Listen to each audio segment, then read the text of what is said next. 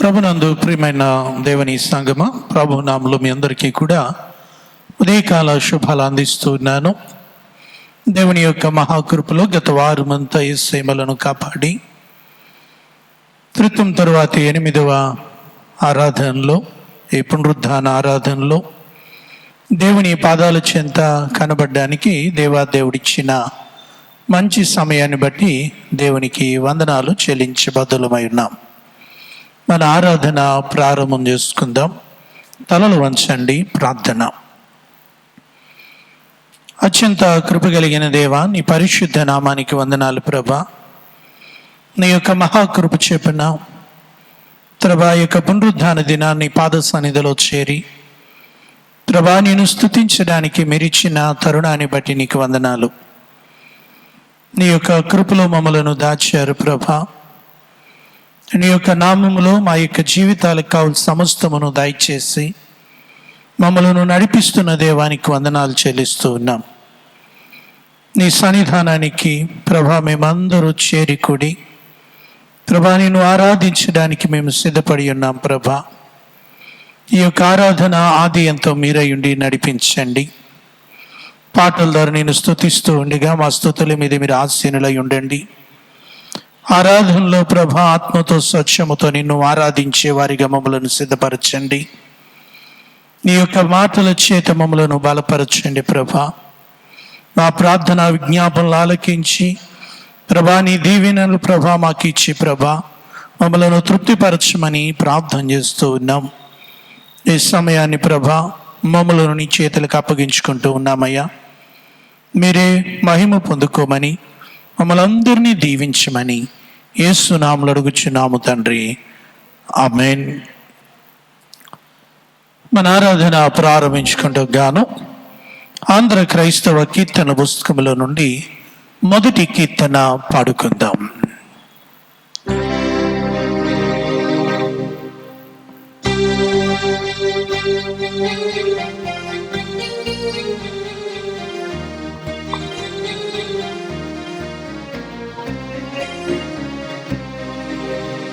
అన్ని కాలంబులనున్నాయేహోవాని నిన్నాదారంబాయు కన్న తండ్రి వన్నెకెక్కిన మోక్ష వాసాలి సన్నోత యున్నాతమయ్యుండ మొన్నే నీకు ప్రకటన చేయ నిఖిలాలోకములను బల్లుగా చేసిన బలుడ నీవే. ఉన్నాలోకంబోల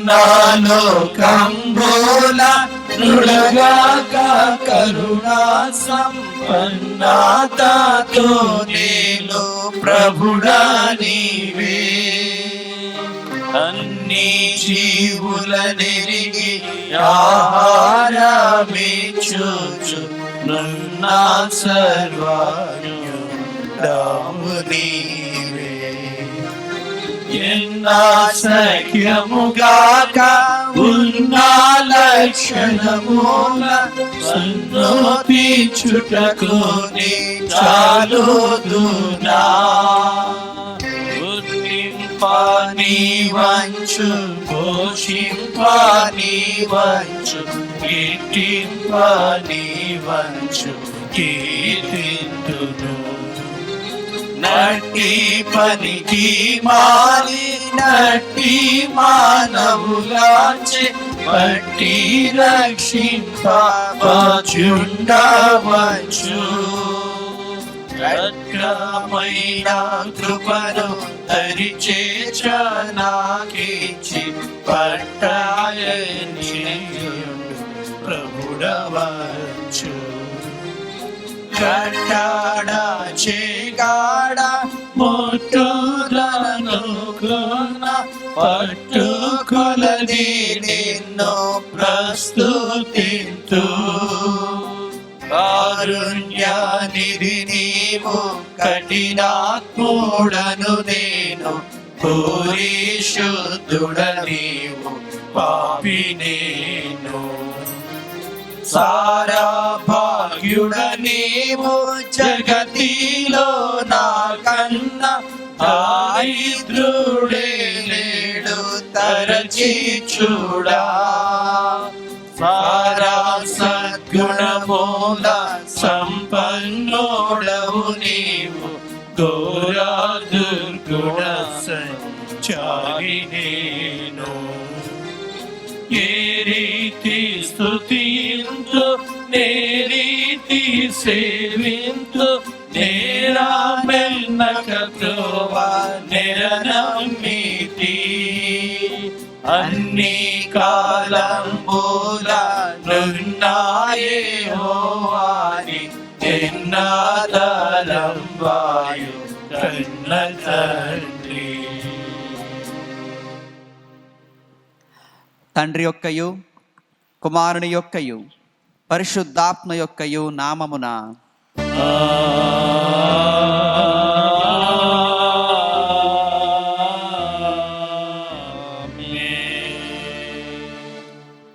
నీ వెలుగును నీ సత్యమును బయలుదేరి చేయము.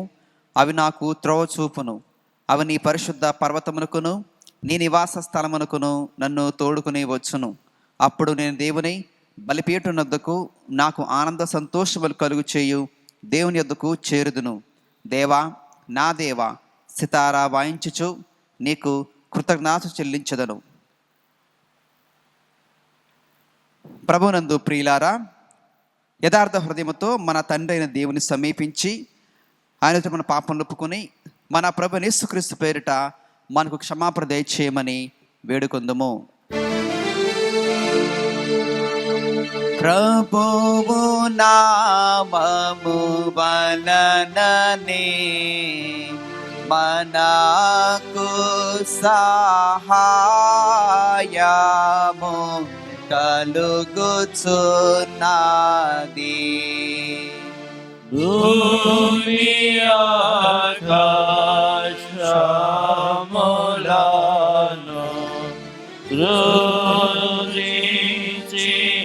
నావాడు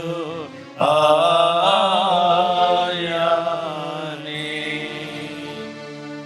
ప్రభువు సన్నిధిని నాయతి క్రమములు నేను ఒప్పుకొందు నన్ను కొంటిని. నీవు నా పాపదోషము పరిహరించియున్నావు. మా సృష్టికర్తవు విమోచకుడవైన సర్వశక్తిగల దేవా, దీనులము పాపులమగు మేము స్వాభావికముగా పాపులమనయు అపవిత్రులమనయు తలంపు వలన మాట వలన క్రియ వలన నీకు విరోధముగా పాపం చేసితమనియు నీదుట ఒప్పుకొనుచున్నాము. కావున మేము మా ప్రభువైన యేసుక్రీస్తు నిమిత్తమున నీ కృపను వెదుకుచు వేడుకొనుచు మితిలేని కనికరము గల నీ యొద్దకు ఆశ్రమానికై వచ్చుచున్నాము. మా కొరకు చనిపోవుటకై నీ జనతే కుమారుడిచ్చిన మిగుల కనుగల దేవా, మమ్మను కనికరించి ఆయన నిమిత్తమున మా సమస్త పాపములకు క్షమాపణ దయచేయము. మేము కృప చేత నిత్యం పొందినట్లు నిన్ను గూర్చు నిత్యమును గూర్చు సరైన జ్ఞానమును నీ వాక్యములకు తగిన విధేయతను మా యందు నీ పరిశుద్ధాత్మను వృద్ధి పొందింపమని మా ప్రభువైన యేసుక్రీస్తు ద్వారా వేడుకొనుచున్నాము. ఆమేన్.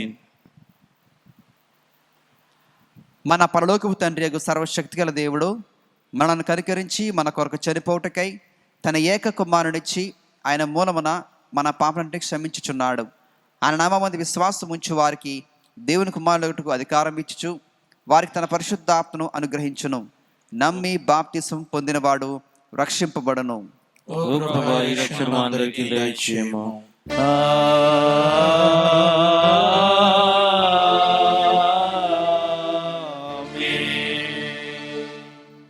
త్రితం తర్వాత 8వ ఆదివారం కొరకు ఏర్పాటు చేయబడిన ప్రారంభ గీతం విందుము.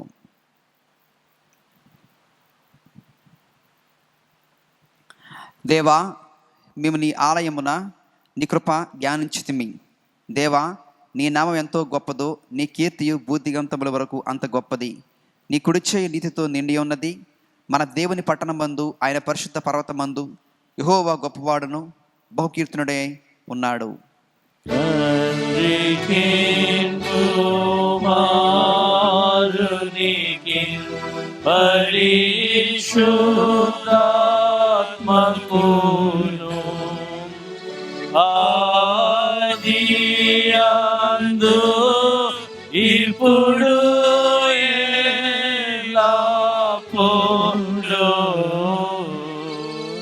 యుగాయుగములందుండునట్లు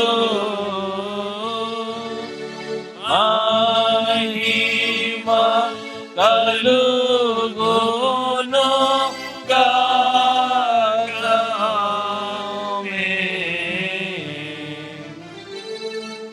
ప్రభువా మమ్మును కనికరింపుము. ప్రభువా మమ్మును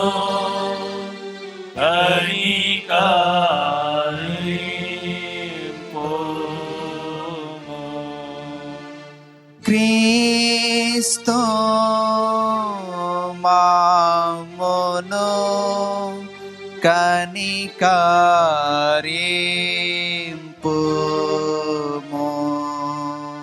క్రీస్తు మమ్మును కనికరింపుము. ప్రభువా మమ్మును కనికరింపుము. ప్రభువా మమ్మును కనికరింపుము.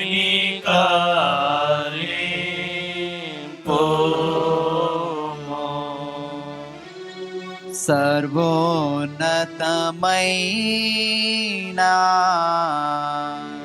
వాణిలో దేవునికి మహిమా. కలుగును గాక. దేవునికి మహిమా కలుగును గాక. కలుగును ఉన్నతమైన ఘనస్థలము లాగునా ఇలాకు సమాధానం నరుల కాయన దయా. ప్రభువైన దేవా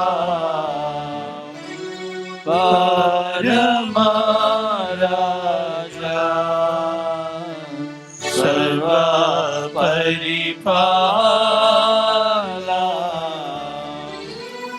పరిపూర్ణ శక్తి గల పరమ జానకానిదో మహిని స్తుతించుచు మరి పొగడుచున్నాము.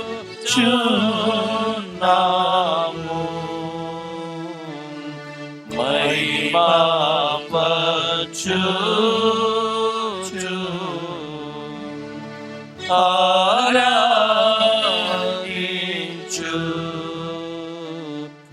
ఆరాధించుచున్నాను నిన్ను. మహిమాతిశయమును మదిరాల చియోనికు మహిమా స్తుతి కృతజ్ఞత వేడుచుచున్నాము. ఇక కుమారా యేసు ప్రభువా, యెహోవా తనయా, లోక పాపము మోయు ఏకా దేవుని గొర్రె పిల్లమమును కనికరించుము చల్లగా, లోక పాపములు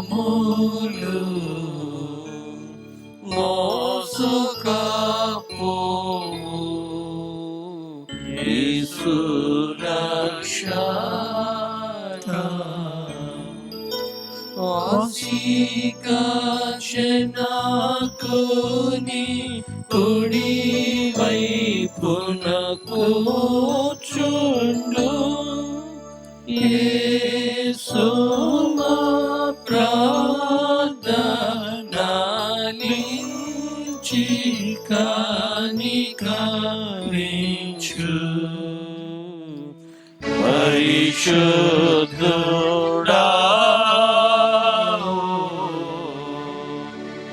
ప్రభుడవు నీవు, ప్రభువైన క్రీస్తు, పరిశుద్ధాత్మతో తండ్రి అయిన దేవుని యందు పరిపూర్ణ మహిమతో ప్రభాలుచున్నామెప్పుడు.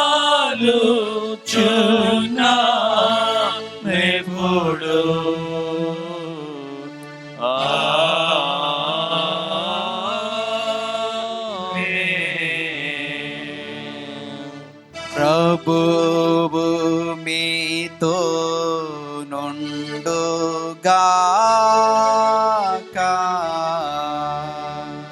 మీ ఆత్మతో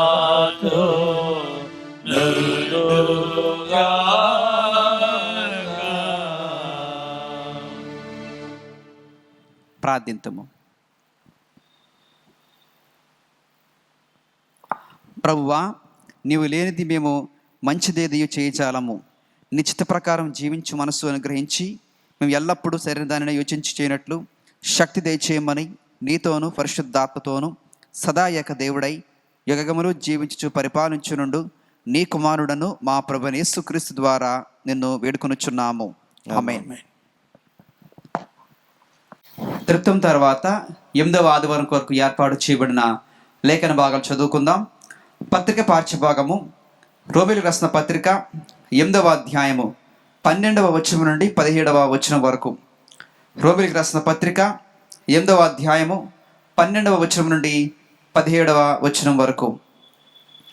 కాబట్టి సహోదరులారా, శరీరానుసారముగా ప్రవర్తించుటకు మనము శరీరమునకు రుణస్థులము కాము. మీరు శరీరానుసారముగా ప్రవర్తించినడలా చావలసిన వారై ఉందురు, కానీ ఆత్మచేత శారీరక క్రియను చంపినడలా జీవించెదరు. దేవుని ఆత్మచేత ఎందరు నడిపించబడుదురు వారందరూ దేవుని కుమారుడై ఉందురు. ఏలయనగా మరలా భయపడుటకు మీరు దాస్యపు ఆత్మను పొందలేదు, కానీ దత్తపుత్రాత్మను పొంది తిరి. ఆ ఆత్మ కలిగిన వారమై మనము అబ్బా తండ్రి అని మొరపెట్టుచున్నాము. మనం దేవుని పిల్లలమని ఆత్మ తానే మన ఆత్మ కూడా సాక్ష్యం ఇచ్చుచున్నాడు. మనము పిల్లలమైతే వారసులము, అనగా దేవుని వారసులము, క్రీస్తు కూడా మహిమ పొందుటకు ఆయనతో శ్రమపడిన క్రీస్తుడి వారసులము. వాక్యము ఇంత పర్యంతము. హల్లెలూయా, హల్లెలూయా, హల్లెలూయా.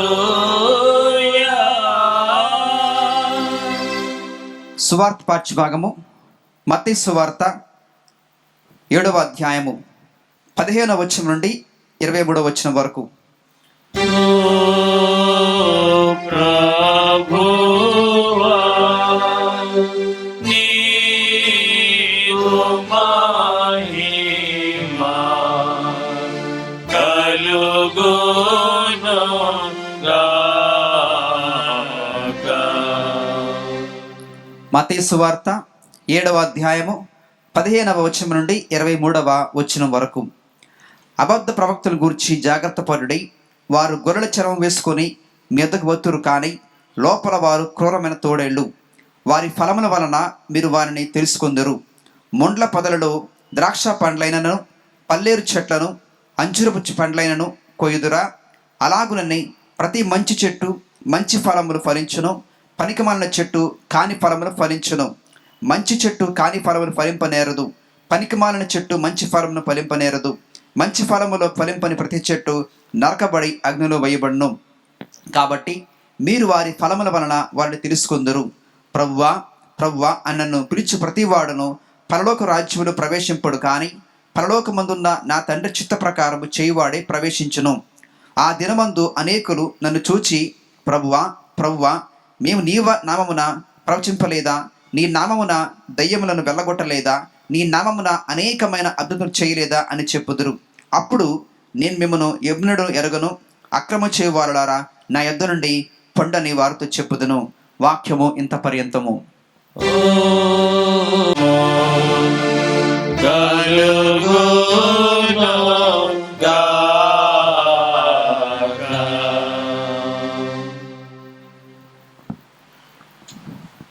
మనమందరమును కలిసి నికియా విశ్వాస ప్రమాణం ఒప్పుకుందాం.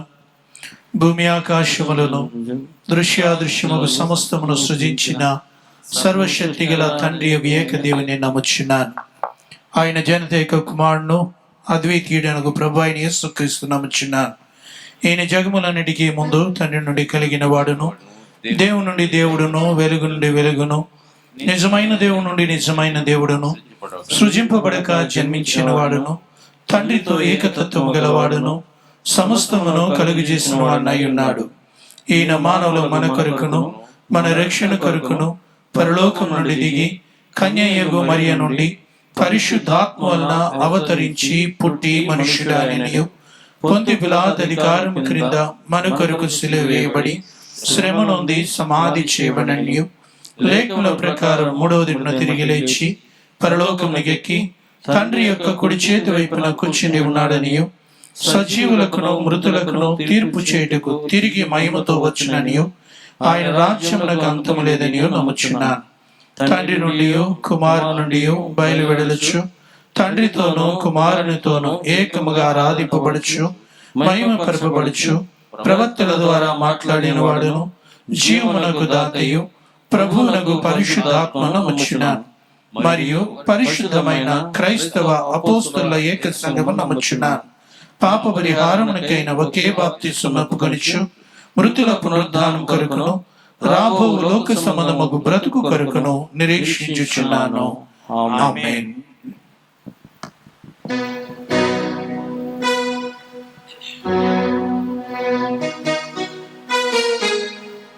మనం ఆరాధనలో ముందుకి కొనసాగుగాను ఆంధ్ర క్రైస్తవ కీర్తన పుస్తకంలో నుండి అనుబంధంలో నుండి 682వ పాట పాడుకుందాం. దేవుని వారసులం అన్న పాట పాడుకుందాం.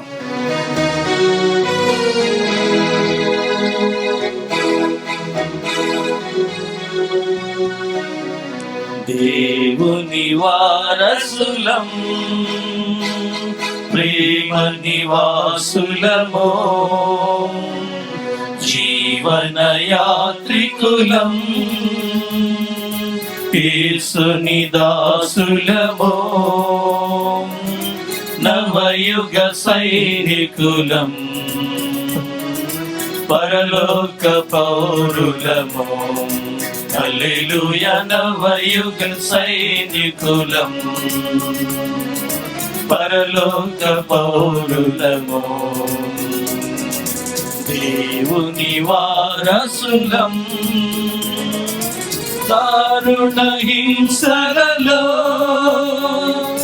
దేవుని దూతలుగా ఆరని జ్వాలలలో ఆగని జయములతో మారని ప్రేమ సమర్పణతో సర్వత్ర యేసుని కీర్తింతుము.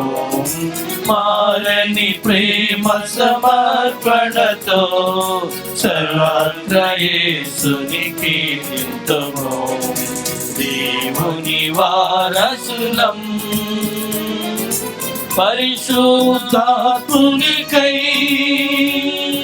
ప్రార్థన సలుపుదము. పరమాత్ముని రాగా బలము ప్రసాదిపా ధరణిలో ప్రభువును చూపుటకై సర్వాంగ హోమము చేయుదము. ధరణిలో ప్రభువును చూపుటకై సర్వాంగ హోమము చేయుదము. దేవుని వారసులం అనుదిన కూటములు అందరి గృహములలో ఆనందముతోను ఆరాధనలాయే వీణుల విందుగా పాటలతో ధ్యానము చేయుచు మొరియుదము. వీణుల విందుగా పాటలతో ధ్యానము చేయుచు మొరియుదము. దేవుని వారసులం సజీవ శిలువ ప్రభు సమాధి గెలుచుటచే విజేత ప్రేమికులం విధేయ బోధకులం నిజముగ రక్షణ ప్రబలుటకై ధ్వజముగ సిలువను నిలుపుదము.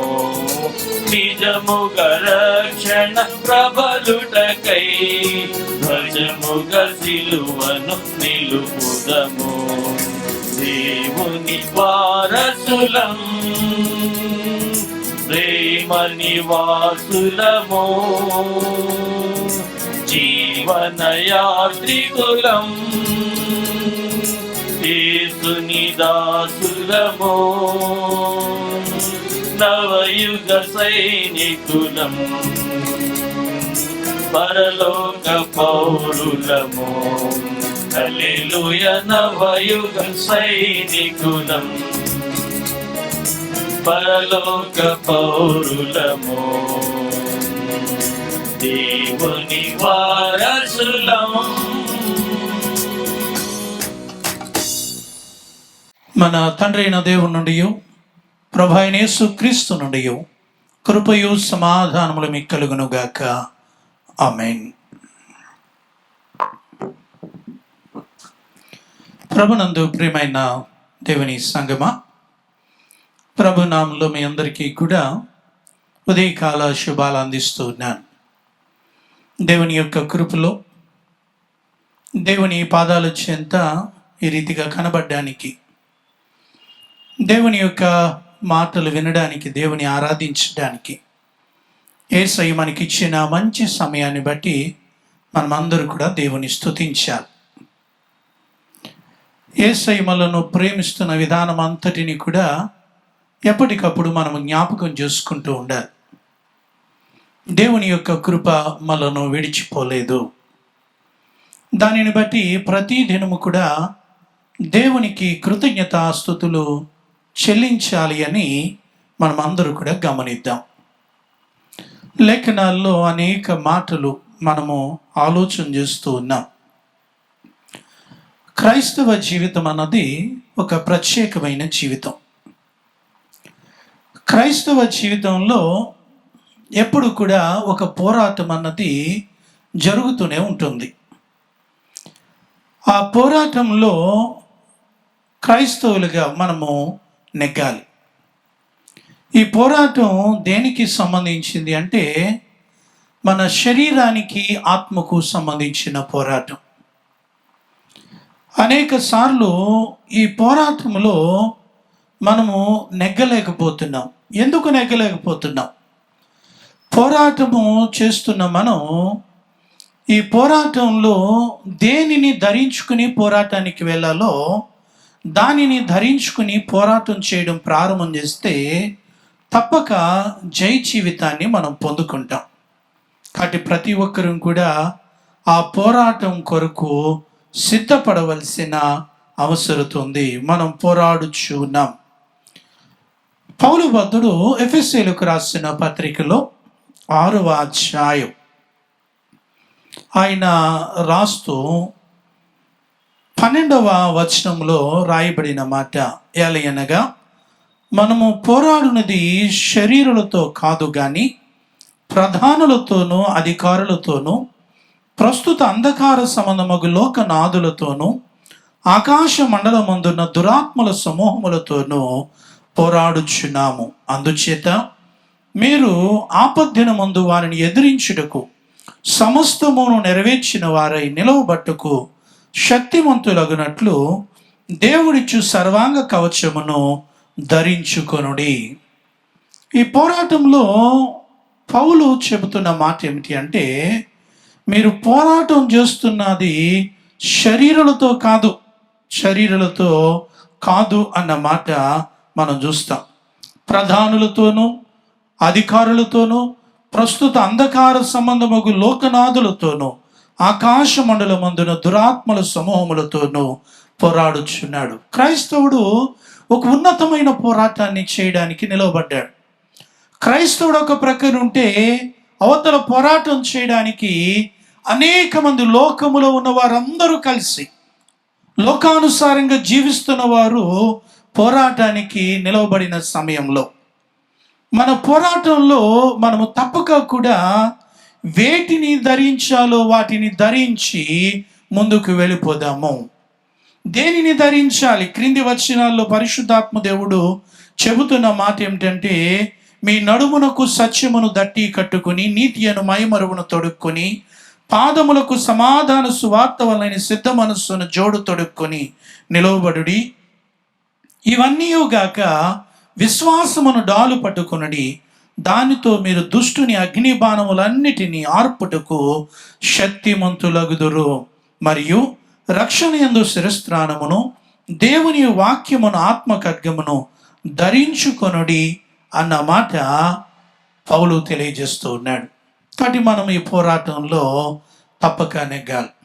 సరే, సాతానుడు పోరాటం చేస్తున్నప్పుడు మొదటిగా మన జీవితాల్లో మన శరీరాన్ని ఓడించాలి అని చూస్తాడు. పౌలు భక్తుడు ఎఫెసీ పత్రిక రాస్తాడు, అనేక మంది శరీరం యొక్క ఇచ్చ ప్రకారం నడిచిపోతూ ఉన్నారు.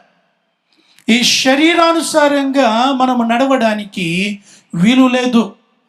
ఈ శరీరమును గురించి మనం ఆలోచన చేస్తే ఈ దినాన్న చదువుకున్న పత్రికా పాఠములో రోమీయులకు రాసిన పత్రిక 8వ అధ్యాయం, రోమా పత్రిక 8వ అధ్యాయం 12వ వచనంలో ఉన్న మాట, కాబట్టి సహోదరులారా, శరీరానుసారముగా ప్రవర్తించుటకు మనము శరీరమునకు రుణస్థులము కాము. మనము శరీరమునకు రుణస్థులము కాము. ఆ సత్యాన్ని గమనించాలి. ఈ శరీరాన్ని దేవుని మహిమ కొరకు మనము అప్పగించాం. ఈ శరీరము పాప విషయములో మృతమైనది. ఈ శరీరము తిరిగి జన్మించిన అనుభవాన్ని పొందుకుంది. ఈ శరీరానుసారంగా దయచేసి ప్రవర్తించొద్దు. శరీరానుసారంగా ప్రవర్తించుటకు మనము శరీరమునకు రుణస్థులము కాము. మనము విడిపింపబడిన వారు. ఆ సత్యాన్ని పౌలు ఈ దినాన్న జ్ఞాపకం చేస్తూ ఉన్నాడు. రక్షింపబడిన మన యొక్క జీవితాల్లో ఒక ప్రత్యేకత తప్పక కనబడాలి. లోకస్తులకి అనగా శరీరానుసారంగా ప్రవర్తించే వారికి, ఆత్మానుసారంగా ప్రవర్తించే వారికి మధ్య ఒక వ్యత్యాసం ఉండాలి. పౌలు వాటిని ఒక ప్రాముఖ్యమైన 4 మాటల్లో తెలియజేస్తూ ఉంటాడు. వేటిలో వ్యత్యాసం కావాలి? మొదటిది 8వ అధ్యాయం రోమా పత్రిక 5వ వచనం, శరీరానుసారులు శరీర విషయముల మీద మనస్సు ఉంతురు, ఆత్మానుసారులు ఆత్మ విషయముల మీద మనస్సు ఉంతురు. శరీరానుసారమైన మనస్సు మరణము, ఆత్మానుసారమైన మనస్సు జీవమును సమాధానమునై ఉన్నది. ఒక ప్రాముఖ్యమైన సత్యాన్ని మనము గమనించాలి. క్రైస్తవుని జీవితంలో అనగా రక్షింపబడిన వ్యక్తి జీవితములట శరీరములో ఆత్మలో కూడా దేవుని మహిమపరచాలి. శరీరముతో ఆత్మతో దేవుని మహిమపరచాలి. చాలాసార్లు మన శరీరముతో దేవుని మహిమపరచలేకపోతున్నాం. రక్షింపబడిన వ్యక్తిలో ఒక ప్రత్యేకత ఉండాలి. రక్షింపబడని వ్యక్తిలో దేవుని ఆత్మ ఉండదు, దేవుని ఆత్మ నివసించదండి. రెండవది, అతడు శరీరానుసారంగానే జీవిస్తాడు. ఎప్పుడు కూడా ఈ శరీరం కొరకే ఆలోచన చేస్తాడు. మూడవది అంటాడు, శరీరంలో సంతోషపెట్టే విషయాల మీదే అతడు మనసుంచుతాడు. ఒకసారి మనం ఆలోచన చేద్దాం. మన శరీరము దేనికి ఇష్టపడుతుంది? మన ఆత్మ ఏ విషయాల మీద మనస్సు ఉంచుతూ ఉంది? శరీరానుసారముగా ప్రవర్తిస్తున్న జీవితాల్లో దేవుని ఆత్మ సంతోషించదు. ఈ శరీరం గురించి లేఖనం చెప్తుంది, మీరు విలువ పెట్టి కొనబడిన వారు. అంత మాత్రమే కాదు కానీ ఈ శరీరం అట దేవుని యొక్క ఆలయం. దేవుని యొక్క ఆలయములో దేవుడు నివసించాలి, దేవుని ఆత్మ ఉండాలి. ఈ శరీరములో ఉండవలసింది ఏమిటి అంటే దేవుని యొక్క ఆత్మ. శరీరానుసారంగా బ్రతకొద్దు సుమా. శరీరానుసారమైన మనస్సు ఎప్పుడూ కూడా మనల్ని మరణానికి తీసుకుని వెళుతుంది. మనం చాలా చక్కగా ఉంటున్నాం అనుకుంటున్నాం, మరణం అయిపోతున్నాం. ఎప్పుడైనా గమనిస్తూ ఉన్నామా? గలతీయులకు రాసిన పత్రికలో పౌలు అంటాడు, 6వ అధ్యాయము 8వ వచనంలో అన్న మాట ఏమిటి అంటే, ఏలయనగా తన శరీరేచ్ఛలను బట్టి విత్తువాడు తన శరీరము నుండి క్షయమను పంటను కోయును, ఆత్మను బట్టి విత్తువాడు ఆత్మ నుండి నిత్య జీవమును పంట కోయును. శరీరానుసారముగా విత్తువాడు, శరీరేచ్ఛలను బట్టి విత్తువాడు. శరీరేచ్ఛలు మన యొక్క క్రియలు దయచేసి ఏ రీతిగా ఉన్నాయో ఆలోచన చేద్దాం. ఈ శరీరము గురించిన శ్రద్ధ కలిగిన మనం ఆత్మను గురించిన శ్రద్ధ లేకుండా బ్రతుకుతూ ఉన్నాం. మనం మరణమైపోతున్నాం.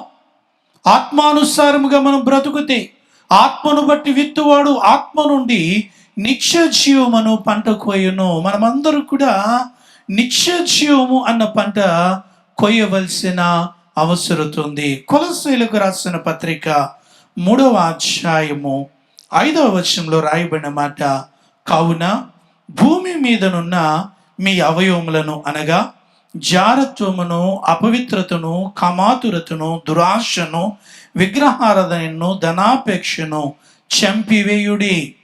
ఈ శరీరంలో ఇవేమీ కూడా ఉండడానికి వీల్లేదు, అవన్నీ చంపివేయాలి. దురాశ, విగ్రహారాధన, ధనాపేక్ష, జారత్వము, అపవిత్రత. ఈ శరీరము పరిశుద్ధమైంది. ఈ శరీరము దేవుని యొక్క ఆలయం. ఈ దేవుని యొక్క ఆలయములో తప్పక కూడా దేవుడు మహిమపరచబడాలి. మన శరీరము ద్వారా దేవుడు మహిమపరచబడాలి. మన శరీరాన్ని వ్యర్థంగా వాడుకోవడానికి వీలు లేదు. నా బ్రతుకు అనడానికి వీలు లేదండి. చాలామంది శరీరాన్ని పాడు చేసుకుంటున్నారు. నేటి దినాల్లో చూస్తూ ఉంటాం, అనేక మంది త్రాగుబోతులుగా బ్రతుకుతున్నారు, శరీరాన్ని పాడు చేసుకుంటున్నారు. అనేక మంది వారి హృదయాలోచనలు చెడ్డవిగా మారిపోతున్నాయి. ఉదయాన్నం లేచింది మొదలుకొని రాత్రి పడకల్లో కూడా దుర్యాలోచనలు ఆలోచన చేస్తూ ఉన్నారు. వాక్యం చెప్తుంది ఇవన్నీ కూడా చనిపోవాలి. పౌలు చాలా స్పష్టంగా అనేక విషయాలు రాస్తాడు. గలతీయులకు రాసిన పత్రిక 5వ అధ్యాయంలో 19వ వచనం నుండి మనం చదివితే శరీర కార్యములు స్పష్టమై ఉన్నవి. అవి ఏవనగా జారత్వమును, అపవిత్రతను, కాముకత్వమును, విగ్రహారాధన, అభిచారము, ద్వేషములు, కలహములు, మత్సరములు, క్రోధములు, కక్షలు, భేదములు, విమతములు, అసూయలు, మత్తతలు, అల్లరితో కూడిన ఆటపాటలు మొదలైనవి. శరీర కార్యములు ఏమిటో వాక్యం చాలా స్పష్టంగా చెప్తోంది. ఒకసారి ఆలోచన చేద్దాం. మనం శరీరముతో దేవుని మహిమపరచగలుగుతున్నామా? శరీరానుసారమైనవి ఏది కూడా మన జీవితాల్లో ఉండడానికి వీలులేదు. రక్షింపబడిన వ్యక్తి జీవితం ఎప్పుడు కూడా ఆత్మ చేత నింపబడి ఉండాలి. పౌల మాటను రాస్తాడు కదా, గల్తీ పత్రిక 5వ అధ్యాయము 18వ వచనంలో, మీరు ఆత్మ చేత నడిపింపబడిన ఎడల ధర్మశాస్త్రమునకు లోనైన వారు కారు. ఆత్మ చేత నడిపింపబడాలి. ఇక్కడ రోమా పత్రిక చదువుకున్న 8వ అధ్యాయంలో రాస్తాడు, మీరు శరీరములో ఆత్మలో కూడా ఒక ప్రత్యేకత కలిగి ఉండాలి. మన అన్ని విషయాల్లో కూడా ఒక ప్రత్యేకత ఉండాలి. మన యొక్క జీవన గమనాలు అన్నది భిన్నంగా కనపడాలి. లోకస్తుల వలె వెళ్ళిపోతున్నాం. శరీరానుసారమైన జీవితం కోసమే ముందుకి కొనసాగుతూ ఉన్నాం. వాటికి స్వస్తి చెప్పాలి అని లేఖనం చాలా స్పష్టంగా చెప్తుంది. మనము శరీరం కొరకు, శరీర ఆశల కొరకు బ్రతకొద్దు, ఆత్మానుసారముగా బ్రతకడానికి ఇష్టపడాలి. ఎందుకు అంటే పరిశుద్ధ గ్రంథమైన బైబిల్ చెప్తుంది, శరీరమును ఆత్మను కూడా నశింప చేయగలిగిన దేవునికి భయపడదాం. దేవుడు అంటే భయం పోతుంది ఈ దినాల్లో. చాలామంది భక్తియుతమైన జీవితం చాలా కనబడుతుంది అండి. భక్తికి ఇప్పుడు కొదువలేదు, కానీ భయం అన్నది చాలామంది జీవితంలో కనుమరుగైపోతుంది. భయముతో కూడిన బ్రతుకులు. భయపడుడి. శరీరముతో మనం చేస్తున్న క్రియలు, ఆత్మతో మనం చేస్తున్న క్రియలు, మన ఆలోచన సమస్తమును కూడా దేవుడు ఎరిగినవాడు. కాబట్టి అందరము కూడా శరీరముతో ఆత్మతో కూడా దేవుని మహిమపరచాలి. రెండవ విషయాన్ని అంటాడు కదా, మన యొక్క జీవితంలో మరణము జీవము, ఈ రెండిటి విషయంలో కూడా ఒక వ్యత్యాసం అనేది తప్పగా కనబడాలి. క్రైస్తవుని జీవితంలో 2 జన్మములు ఉంటే ఒక మరణం ఉంటుంది. ఒకవేళ మన జీవితంలో ఒకే జన్మం ఉంటే 2 మరణాలు ఉంటాయి. లేఖనం చాలా స్పష్టంగా చెప్తుంది, మనము తల్లి గర్భంలో జన్మిస్తాం, తరువాత మారు మనసు పొంది క్రీస్తులో జన్మిస్తాం. ఎప్పుడైతే ఈ 2 జన్మములు మన జీవితంలో ఉన్నాయో భౌతిక మరణం మాత్రమే మనం పొందుకుంటాం. ఆత్మానుసారంగా మనం మరణించాం. మనం చనిపోయిన తర్వాత సదాకాలము ప్రభువుతో కూడా ఆ నిత్య జీవములో ఉంటాం. అలా కాకుండా ఈ లోకములో మనము ఒకేసారి జన్మించి, అనగా తల్లి గర్భములో జన్మించి మారు మనసు విషయమైన జన్మము లేకుండా మరణిస్తే భౌతిక సంబంధమైన మరణం, ఆత్మ సంబంధమైన మరణం మన జీవితాల్లో మనం ఎదుర్కోబోతున్నాం. కాబట్టి ఆలోచన చేద్దాం. క్రైస్తవుని యొక్క జీవితము చాలా విలువైన జీవితం. అతడు ఆధ్యాత్మికంగా ఎప్పుడు బ్రతికి ఉండాలి. క్రైస్తవుడు మన మరణములోను జీవములోను కూడా బ్రతుకుట క్రీస్తు కొరకే. ఆ సత్యాన్ని మనం మర్చిపోతున్నాం. ఈ శరీరము ద్వారా దేవుడు మహిమపరచబడాలి. ఈ శరీరములో ఆంతర్య పురుషుడు ఎప్పుడూ కూడా బ్రతికి ఉండాలి. లోపల ఉన్న ఆత్మ అనేక మంది జీవితాల్లో మూలుగిడుతూ ఉంది. దేవునిలో ఆనందించవలసిన జీవితాలు దేవునిలో ఆనందించకుండా లోకములో ఆనందిస్తూ ఉన్నాయి. సంగమ దయచేసి గమనించండి. నేటి దినాల్లో మనం అందరూ కూడా మరణమైపోతున్న వారముగా ఉన్నాం. మరణానికి చేరువైపోతున్నాం. ఈ లోక సంబంధమైన మరణము అందరికీ తథ్యమే, కానీ ఆత్మానుసారమైన మరణం మాత్రం మన జీవితాల్లో ఉండడానికి వీలు లేదు. ఈ ఆత్మ అనునిత్యము కూడా దేవుని చెంత ఉండవలసిన అవసరత ఉంది. కొద్దిమంది ఏ రీతిగా బ్రతుకుతున్నామంటే ఆత్మ విషయాల్లో ప్రతిస్పందించకుండా. పరిశుద్ధాత్మ దేవుడు మాట్లాడుతున్నాడు, అయ్యా నీవు మరణం అయిపోతున్నావు, ఆత్మానుసారంగా చనిపోయిన స్థితిలోనికి వెళ్ళిపోయావు, నీవు కంపు కొడుతూ ఉన్నావు. ఆ కంపును గ్రహించలేకుండా ప్రతిస్పందన అన్నది ఉండడం లేదు. వాక్యానికి స్పందించే జీవితాలు మనము కలిగి ఉండకుండా నడిచిపోతున్నాం. ప్రియమైన దేవుని సంగమా, లేఖనం చెప్తుంది ఆత్మ విషయాల్లో ప్రతిస్పందన ఉండాలి. వాక్యం మాట్లాడుతున్నప్పుడు మన జీవితాలు మార్చుకోవాలి. శరీరముతో చేసిన తప్పులు, ఆలోచనతో చేసిన తప్పులు, ఇవన్నిటినీ కూడా పరిశుద్ధాత్మదేవుడు స్పష్టంగా మాట్లాడుతున్నప్పుడు మార్చుకోవాలి అని లేఖనాలు చాలా స్పష్టంగా చెప్తున్నాయి. ఈ లోకంలో మనం గమనిస్తున్నప్పుడు చాలామంది నైతికంగా మంచివాళ్లే, అంత మాత్రమే కాదు కానీ మతనిష్ట కలిగిన వారే, కానీ ఆధ్యాత్మిక జీవితం చాలా మందిలో కొరవడుతూ ఉంది. ఈ లోకానుసారంగా చాలా మంచివాడే, ఒక మంచి సాక్ష్యం ఉంది. ఆధ్యాత్మిక జీవితం, ఆత్మను కలిగిన జీవితం, ఆత్మానుసారముగా వాక్యానుసారంగా నడిపింపబడే జీవితాలు చాలా మందిలో ఉండడం లేదు. మనము దయచేసి గమనిద్దాం, ఆధ్యాత్మిక జీవము కొరవడుతుందేమో. జీవము లేకుండా ప్రకటన గ్రంథములో ఆత్మ సంగములతో చెప్తున్న మాట, జీవిస్తున్న పేరు మాత్రం ఉన్నది కానీ నీవు మృతుడివే అన్న రీతిగా మనం ఉన్నామేమో. ఆలోచన చేద్దాం. ఆధ్యాత్మిక జీవము కావాలి. దేవుని యొక్క పరిచారకులైన వారందరూ కూడా ఆధ్యాత్మిక విలువలతో నింపబడాలి. అది వాక్యం చెప్తోంది. ఈ శరీరముతో, ఆత్మతో, మన యొక్క ఆలోచనలో, మన సమస్తములో కూడా ఆధ్యాత్మికత కనపడాలి. కానీ శరీర క్రియలకు చాలా దగ్గర అయిపోతున్నామండి. పగ తెచ్చుకునే తత్వాలు, కలహముతో కూడిన జీవితాలు, మత్సరంతో కూడిన బ్రతుకులు మనలో ఉండి మనం మరణమైపోతున్నాం. ఎప్పుడైనా ఆలోచన చేస్తున్నామా? మన మరణం అయిపోవడం దేవునికి ఇష్టం లేదు. ఆధ్యాత్మిక జీవితాన్ని కలిగి బ్రతకాలి. రోమాపత్రిక 6వ అధ్యాయము 21వ వచనంలో, అప్పటి క్రియల వలన మీకేమి ఫలము కలిగెను, వాటిని గురించి మీరు ఇప్పుడు సిగ్గుపడుచున్నారు కారా, వాటి అంతము మరణమే. చాలా మందికి విషయం తెలుస్తూ ఉందండి. అయ్యో దినాల్లో మనం చేసింది తప్పు, మనం చేస్తున్న ఆలోచన తప్పు, మన క్రియలు తప్పు, మన మార్గం తప్పు, మన ఆలోచనలు సరిగా లేవు అని తెలిసి సిగ్గుపడుతూ ఉంటూ కూడా ఆత్మ అనేక విషయాలు హెచ్చరిక చేస్తూ ఉన్న ఆత్మను ప్రక్కన పెట్టి నడిచిపోతున్నవారు. ఆత్మానుసారంగా బ్రతుకుదాం. లేఖనం చెప్తుంది, ప్రస్తుతం మనకి ఏమి కావాలి అంటే క్రీస్తు యేసునందు జీవమునిచ్చు ఆత్మ కావాలి. క్రీస్తు యేసునందు జీవమిచ్చు ఆత్మ. మన ఆత్మ మనకి జీవాన్ని ఇచ్చేదిగా ఉండాలి. కాబట్టి మరణములో, జీవములో మనము దేవుని మహిమపరచగలుగుతున్నామా అన్నది ఆలోచన చేయాలి. మొదటి ఆలోచన, శరీరముతో, ఆత్మతో దేవుని మహిమపరుస్తున్నామా? మరణము, జీవములో దేవుని మహిమపరచగలుగుతున్నామా అన్నది గ్రహించాలి. మూడవ ప్రత్యేకమైన మాట 8వ అధ్యాయం 6-7 వచనాలు చెప్తాడు. దేవునితో యుద్ధం, దేవునితో సమాధానం. చాలా మంది దేవునితో యుద్ధం చేసేవారుగా ఉంటూ ఉన్నారండి.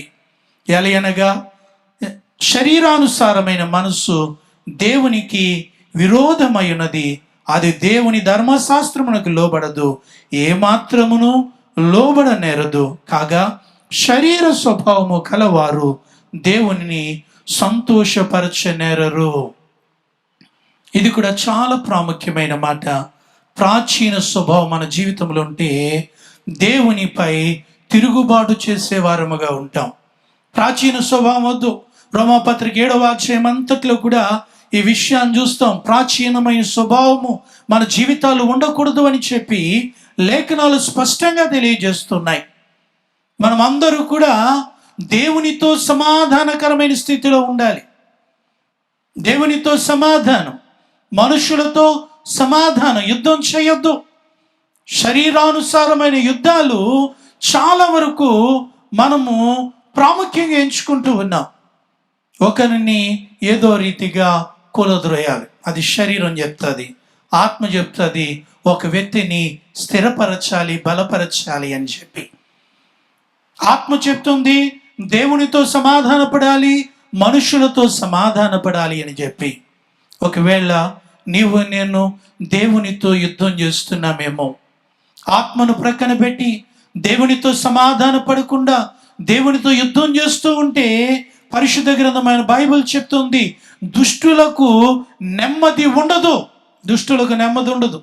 చాలా కుటుంబాల్లో నెమ్మదిని కోల్పోవడానికి కారణం ఏమిటంటే మన జీవన క్రియలే. దేవునిలో ఉండకుండా దేవునితో సమాధానం లేకుండా, మనుషులతో సమాధానం లేకుండా దేవునితో పోరాటం చేస్తూ నెమ్మదిని కోల్పోతూ ఉన్నాం. ఈ లోక సంబంధమైన ఆలోచనలు కలిగి మనం కొద్ది మందిని చూస్తూ ఉంటే నిద్ర కూడా పట్టదు కొద్దిమందికి. ఎందుకంటే దుష్ట ఆలోచన. వారు పడుకున్న తరువాత లేఖనం చెప్తుంది, రాత్రి జాముల యందు అయ్యా నీ వాక్యాన్ని నేను ధ్యానిస్తాను అన్న అనుభవం కలిగి ఉండమని చెప్తే మనం విశ్రాంతి తీసుకుని మన ఆలోచనలన్నీ కూడా సమాధానం వైపు పరుగు పెట్టకుండా కూలద్రోయడం వైపు పరుగు పెడుతున్నాయి. ఏ రీతిగా నెమ్మది ఉంటుంది? ఏ రీతిగా నెమ్మది ఉంటుంది? మనము మార్పు చెందవలసిన అవసరం ఉంది. శరీరమునకు మనము రుణస్థులము కాము. శరీరానుసారంగా ప్రవర్తించడానికి మనము రుణస్థులము కాము. దేవునిని సంతోషపరుద్దాం. దేవుణ్ణి మాత్రమే సంతోషపరచాలి. యాకోబు భక్తుడు అంటాడు కదా, 4వ అధ్యాయం 4వ వచనంలో, లోకముతో స్నేహం చేయవద్దు. లోకముతో స్నేహం చేయవద్దు. లోకస్తులతో స్నేహం అనేది మన జీవితాల్లో ఉండకూడదు. దేవునితో స్నేహం చేయండి. శరీరాన్ని జయించాలంటే, శరీర ఆశలను జయించాలి అంటే, శరీరంలో ఉన్న లోక సంబంధమైన వాటిని జయించాలి అంటే పరిశుద్ధ గ్రంథం చెప్తుంది దేవునితో సహవాసం చేయి. మనుషులను కూడబెట్టుకోవద్దు. ఇక మనుషులు నమ్మొద్దు, మనుషుల మీద ఆధారపడద్దు. మనుషులకు పెద్దపీట వేసి దేవుని నీవు ప్రక్కన పెడుతున్నావు. సమాధానం ఎలా దొరుకుతుంది? ఏ రీతిగా మన జీవితాల్లో జై జీవితాన్ని పొందుకుంటాం? దయచేసి స్వపరిశతో కూడి ఆలోచన చేద్దాం. మనము క్రీస్తు కొరకు మనము నిలవబడాలి. క్రీస్తులో నిలవబడాలి అండి. క్రీస్తు మన పక్షమున ఉండగా విరోధి ఎవడు? క్రీస్తు మన పక్షంగా ఉన్నాడా? మనం చేసే ఆలోచనలు సరిగా లేవు. క్రీస్తు మన పక్షాన్ని ఎందుకుంటాడు? మన క్రియలు శరీరానుసారమైన క్రియలుగానే ఇంకా ఉన్నాయి. శరీరసారమైన క్రియలు, శరీర సంబంధమైన క్రియలకే మనం ఎక్కువ ప్రాధాన్యత ఇస్తున్నాం. దేవుడు మన పక్షాన్ని ఎలాగుంటాడు? నేటి దినాన క్రైస్తవులమైన మనం చాలామంది ఎలా మారిపోతున్నామంటే వాక్యాన్ని అడ్డు పెట్టుకుంటున్నాం. వాక్యాన్ని అటు ఇటు ఎవరికి నచ్చిన మాట వారు చెప్పడానికి ఇష్టపడుతున్నాం. వాక్యానుసారంగా మనము సమర్థించుకుంటూ ఉన్నాం. ప్రియమైన దేవుని సంగమా, దేవుని బిడ్డలారా, దయచేసి 2 విషయాలు ఈ దినాన్ని మనం ప్రాముఖ్యంగా ఆలోచన చేద్దాం. మనము దేవుని ఆత్మను కలిగి ఉన్నాము. ఆత్మను దుఃఖపరచొద్దు. ఆత్మను దుఃఖపరచొద్దు. ఒక క్రైస్తవుడిగా పిలువబడిన తరువాత, క్రీస్తులోనికి వచ్చిన తరువాత మనం అందరూ కూడా దేవుని ఆత్మ చేత నింపబడాలి. అనగా చదువుకున్న భాగములు 8వ అధ్యాయము 9వ వచనంలో రోమాపత్రికలో, దేవుని ఆత్మ మీలో నివసించి ఉన్న యెడల మీరు ఆత్మ స్వభావము గలవారే గాని శరీర స్వభావము గలవారు కారు అన్న మాట లేఖనాలు చెప్తున్నాయి. మీరు శరీర స్వభావము కలవారు కారు. ఆత్మ సంబంధమైన స్వభావం ఉండాలి. మనలో ఆత్మ నివసిస్తుంది అని చెబితే, అయ్యా నేను ప్రార్థనాపరుడును అని చెబితే, నేను రక్షింపబడిన వ్యక్తిని అని చెబితే మన బ్రతుకులే రీతిగా ఉండాలి అంటే ఆత్మ సంబంధమైన స్వభావాన్ని కలిగి ఉండాలి. ఆత్మ సంబంధమైన స్వభావం, వీటి గురించి మన లేఖనాల్లో చాలా విషయాలు చెప్పుకోవచ్చు. ఆత్మ సంబంధమైన స్వభావాన్ని మనము కలిగి ఉండాలి.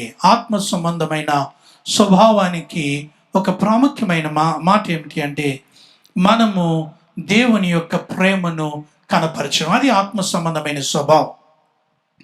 మన యొక్క స్వభావములో మార్పు ఉండాలి. స్వభావములో మార్పు లేకుండా బ్రతుకుతున్నామండి. మన యొక్క స్వభావాలు ఏ రీతిగా ఉంటున్నాయి? చదువుకున్న వాక్య భాగంలో చాలా స్పష్టంగా చెప్పబడిన మాట, చాలా మంది గొర్రె చర్మము కప్పుకొని తోడేళ్ల వంటి స్వభావము కలిగి ఉంటూ ఉన్నారు. ఆత్మ స్వభావం ఆ రీతిగా ఉండదు. మన పైకి చాలా మంచి వారముగా కనబడుతున్నాం, నియమనిష్టలు కనబడిన వారిగా కనబడుతూ ఉన్నాం, సహోదరులతో వందనాలు చెబుతూ ఉన్నాం, లోపల క్రూరమైన తోడేళ్ల వంటి స్వభావము చాలా మంది మనము కలిగి ఉన్నాం. వాటిని తీసివేసుకోవాలి అని చెప్పి పరిశుద్ధ గ్రంథము స్పష్టంగా చెప్తుంది. మన యొక్క జీవితాల్లో ఆత్మ మూలముగా మనము నడిపింపబడుతూ ఉంటే ఆత్మ మన కొరకు సాక్ష్యం ఇవ్వాలి. ఆత్మ మన కొరకు సాక్ష్యం ఇవ్వాలి. మన కొరకు మనము ఈ లోకములో ఎటువంటి సాక్ష్యం కలిగి ఉన్నాం? దానిని ఎప్పటికప్పుడు మనం ప్రశ్న వేసుకుందాం. ఎటువంటి సాక్ష్యం ఉంది మన జీవితాల్లో? ఆత్మ సంబంధమైన సాక్ష్యాలు ఎంతవరకు మన జీవితాల్లో స్థిరపరచబడి ఉన్నాయి?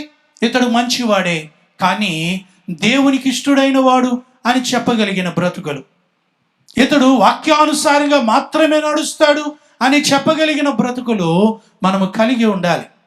వాక్యానుసారమైన బ్రతుకులు, అటువంటి సాక్ష్యం మన జీవితాల్లో ఉండాలి. 8వ అధ్యాయము 16వ వచనంలో ఉన్న మాట, మనము దేవుని పిల్లలమని ఆత్మ తానే మన ఆత్మతో కూడా సాక్ష్యం ఇచ్చుచున్నాడు. దేవుని పిల్లలము అన్న సాక్ష్యం మనం కలిగి ఉన్నామా? దేవుని పిల్లలము అని మనల్ని చూచినప్పుడు వీరు దేవుని పిల్లలు అని చెప్పగలిగిన స్థితి. దేవుని ఆత్మచేత నింపబడిన వారందరూ కూడా మంచి సాక్ష్యము, దేవుని పిల్లలు అన్న సాక్ష్యాన్ని కలిగి ఉంటారు. దేవుని పిల్లలుగా మనం పిలువబడదామండి. ఇకనైనా సరే శరీర సంబంధమైన విషయాలకి స్వస్తి చెప్పి శరీరమును సంతోషపెట్టక ఆత్మను సంతోషపెట్టే వారముగా మనం బ్రతకాలి అని చెప్పి లేఖనం చాలా స్పష్టంగా చెప్తోంది. మీరు ఆత్మను కలిగిన వారు కటుక ప్రత్యేకత ఉండాలి. ఇంకా కొంచెం అనుభవంలోనికి వెళుతూ ఇక్కడ పత్రికా పాఠం 12వ వచనం నుండి మన 17వ వచనంలో మరొక ప్రత్యేకమైన మాట, ఆత్మ మిమ్ములను కలిగి ఉన్నాడు. మనము ఆత్మను కలిగి ఉన్నాం, అది ఒక విషయం. రెండవది, ఆత్మ మిమ్ములను కలిగి ఉన్నాడు. కేవలం ఆత్మ కలిగి ఉంటే సరిపోదండి, ఆత్మ కూడా మనల్ని కలిగి ఉండాలి. అప్పుడే మనలో దేవుని యొక్క సమృద్ధి జీవం మనకి ఇవ్వగలదు. సమృద్ధి జీవం, గొర్రెల కొరకు ఈ లోకానికి వచ్చిన యేసుక్రీస్తు చెప్పిన మాట, వారికి సమృద్ధి జీవమును ఇవ్వడానికి నేను వచ్చాను అని ఆయన చెప్పడం మనం చూస్తూ ఉన్నాం. దేవుని సంగమా, సమృద్ధి అయిన జీవం మనకి కావాలి అండి. దానికి పౌలు చెప్తాడు కదా, మీరు దత్తపుత్రాత్మను పొందితిరి. దత్తపుత్రాత్మను పొందితిరి, దాని అర్థాన్ని ఒక మాటలో మనం ఆలోచన చేయాలి. దత్తపుత్రాత్మను అనగా మనము ప్రభువు కొరకు ఈ లోకాన్ని విడిచి ప్రభులోనికి వచ్చిన తర్వాత, మారు మనసు నిమిత్తమైన బాప్తిసం తీసుకున్న తర్వాత, క్రొత్త జన్మం ద్వారా ఆయన కుటుంబంలో మనం అందరూ కూడా సభ్యులం అవుతూ ఉన్నాం. సభ్యులైన తర్వాత మనల్ని దేవుడు ఏ స్థాయిలో ఉంచుతాడు అంటే, మనల్ని ఆయన దత్తత తీసుకుని వయసు వచ్చిన కుమారుని స్థానంలో ఉంచుతాడు. అది చాలా ప్రాముఖ్యమైన మాట. మనం ఇప్పుడే జన్మింపబడ్డాం.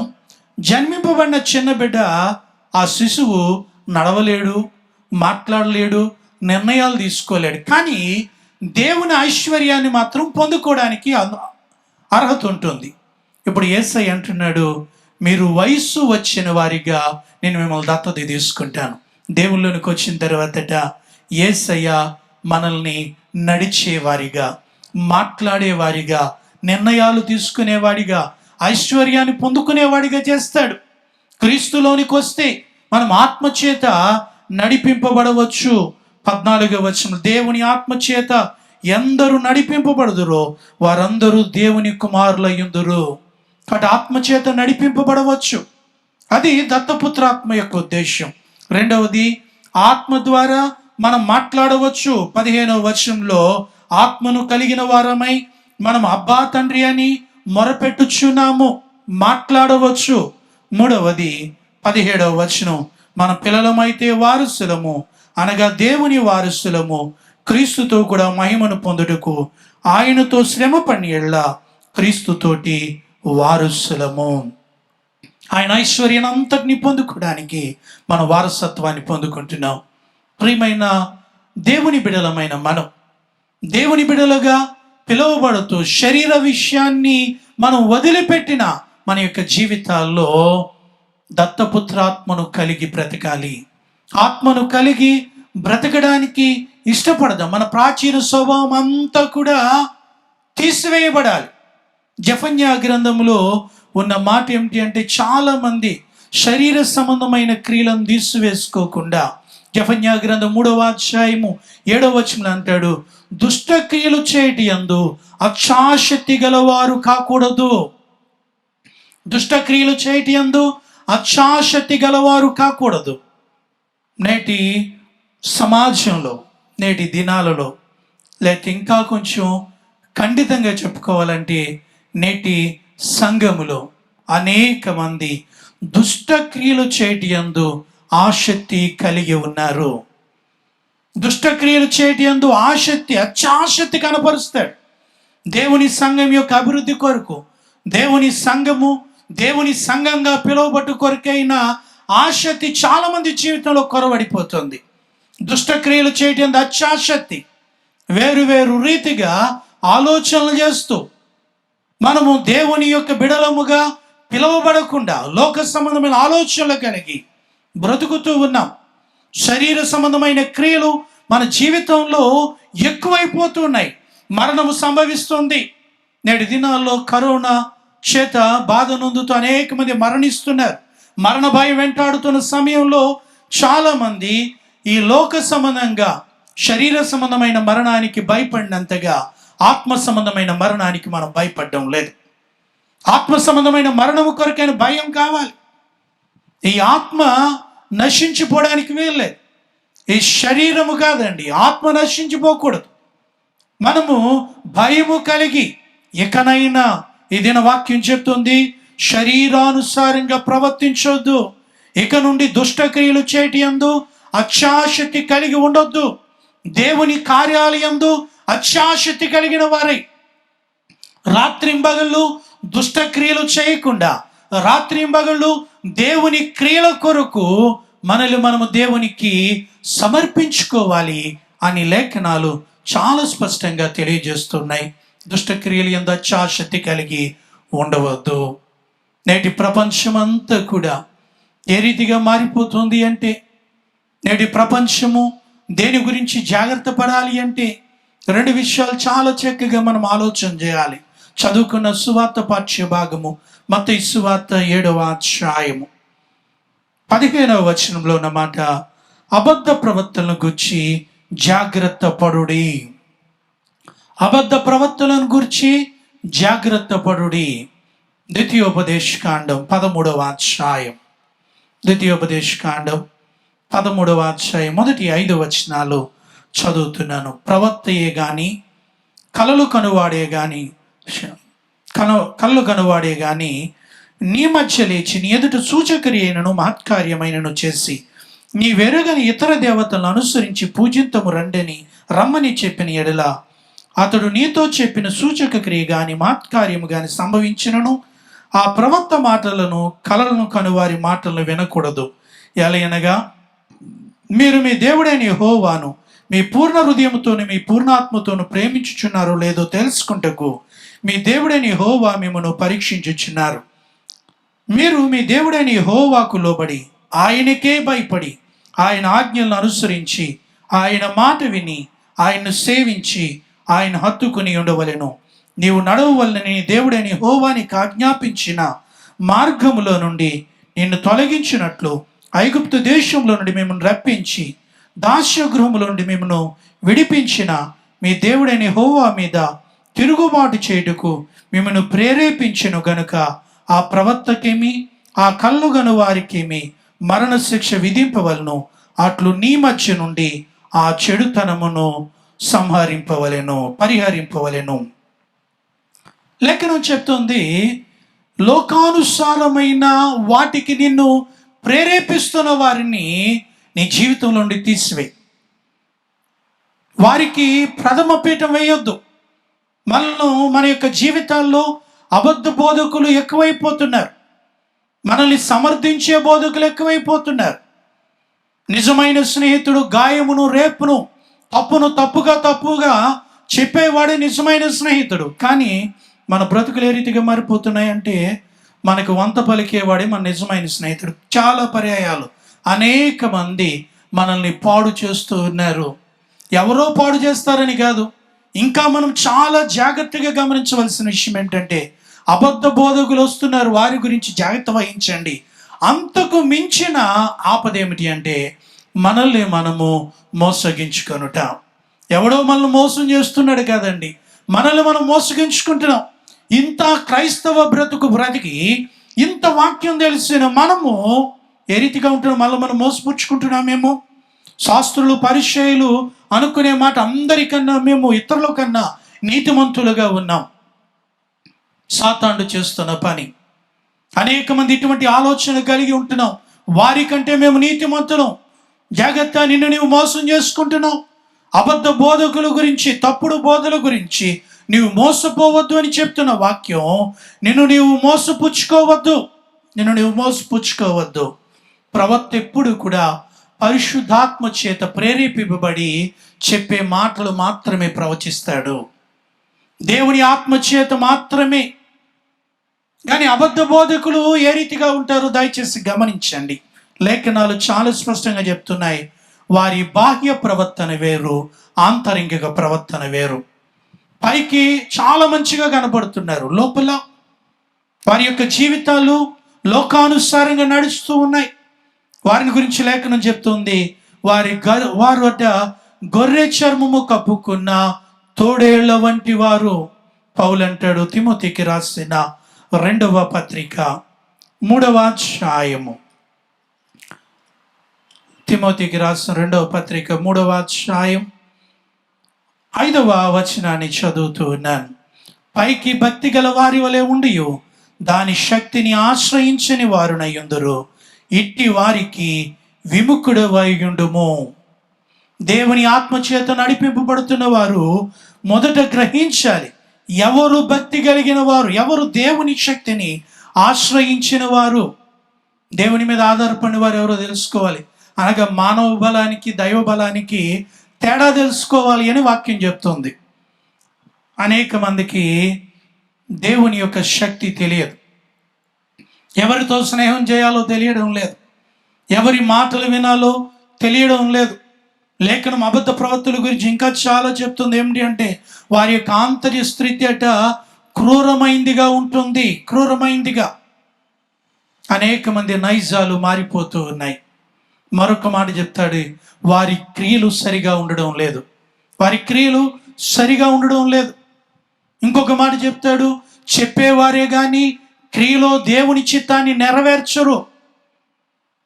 సంఘ కాపరికి ఒక్క మాట చెప్తాను, చాలామంది ప్రార్థించండి అని చెప్పేవారు ఉన్నారు. మనం ప్రార్థిస్తున్నామా లేదా స్వపరిశ చేసుకుందాం. పరిస్థితులను బట్టి, లేకపోతే దేవుని మీద ఆధారపడ్డామని చెబుతూ ఉన్నారు. కానీ వారి జీవితంలో నిజంగా దేవుని శక్తిని ఆశ్రయించని వారు చాలామంది ఉన్నామండి.